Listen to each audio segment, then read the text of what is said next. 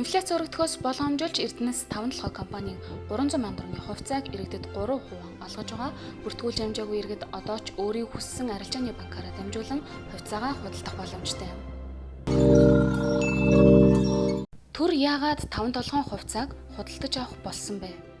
Дэлхийд коксжих нүрсээрээ тэргүүлдэг 5-7 ордод иргэн бүр хувьцаатай гэж олон жил ярьсан.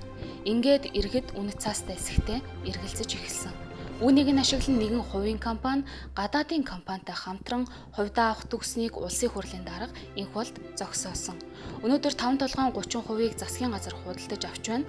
Энэ нь төр иргэнийхээ хувьцааг мөнгөжүүлж үнэт цаас шүү гэдгийг нь ойлгуулж байна.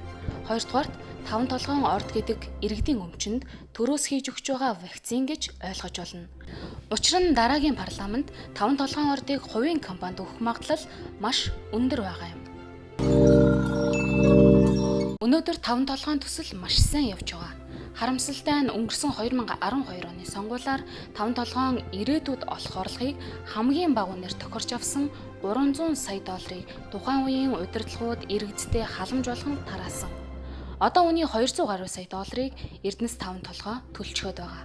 Тэгэхээр 5-7 компани хамгийн бага үнээр нүүрсээ гадаадын компанид өгч байгаа хэдий ч ашиг олсоор байгаа юм. Хэрвээ та хувьцааг хямд үнэтэй гэж бодож байгаа бол Эрдэнэс 5-7 төсөл хөдөлж хувьцааны үнэ өнөөдрийнхөөс өссөн байгаа үед төрд зарсан өөрийн хувьцаагаа эргүүлэн 300 мянган төгрөгөөр худалдаа авах боломжтой юм.